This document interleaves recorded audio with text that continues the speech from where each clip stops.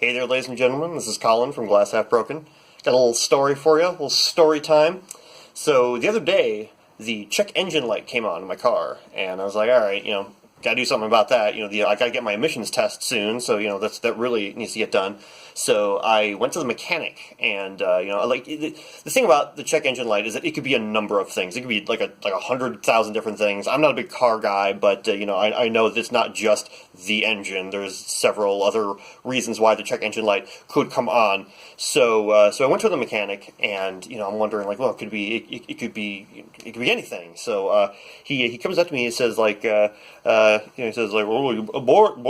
I can't do his voice. I'm sorry. Let me just I'm not going to do that. He says, yeah, you got a big problem there, and he opens up the hood, and it's a dragon, which was surprising. I didn't realize that dragons lived in this part of this neck of the woods here. I was kind of figured they were just in fiction.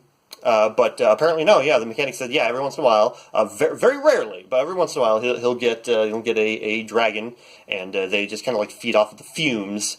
So they just kind of like hang out in there, and says, yeah, it's really messing up the different parts that affect the check engine light. So I just gotta get rid of that. But legally, you can't just you can't kill the dragon because they're endangered, and then you also can't just like rip them out of there and then send them off into the wild because it could hurt somebody.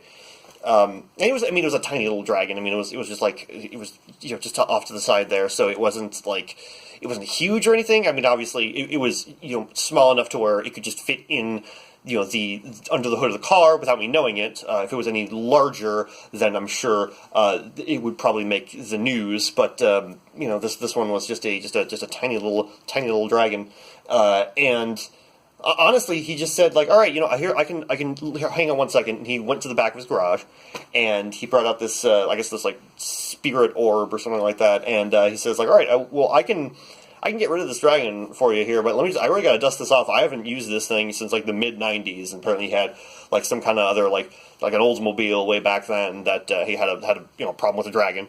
So it was a very similar problem. So he just kind of like wiped it off, dusted it off, and kind of like chanted some kind of spell in some kind of elven language or something like that, some kind of fictional language, and so then after that, the dragon kind of like detached itself from like the back parts of the. I'm not a car guy. I don't really know what dragons like attach himself to. But then yeah, it kind of just detached itself, and then it just kind of glowed a bit. It was kind of nice. I really like. It was afterwards. I was just like, I should have taken a picture of that. But I didn't. I just wanted to get my car fixed. So yeah, it glowed, and then it like went into the orb, and the orb just kind of shined a little bit, and then it was the same color as it was before. Like it went. The orb reverted back to the way it was, and he said like, yeah, that should do it. And I was like, all right, yeah. And it was only about like $100 to do it, so it really wasn't that big deal. But at the same time, like it's always good to kind of just get these things done. So I guess the moral of the story is like, yeah, when your check engine light comes on, please go to a mechanic because you never know what it's going to be. It could be anything. All right, I'll see you guys later, and you have a great day.